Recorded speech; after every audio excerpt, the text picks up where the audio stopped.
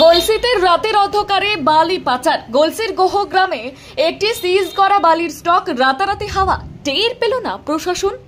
গলসির গোহ গ্রামে দামোদর নদী থেকে ট্রাক্টর করে বালি লোড করে স্টক করেছিল স্থানীয় কিছু বেআইনি কারবারি। সূত্র মারফত জানতে পারা যাচ্ছে, এর মদতে ছিল উত্তম মণ্ডল নামে এক ট্রাক্টর মালিক।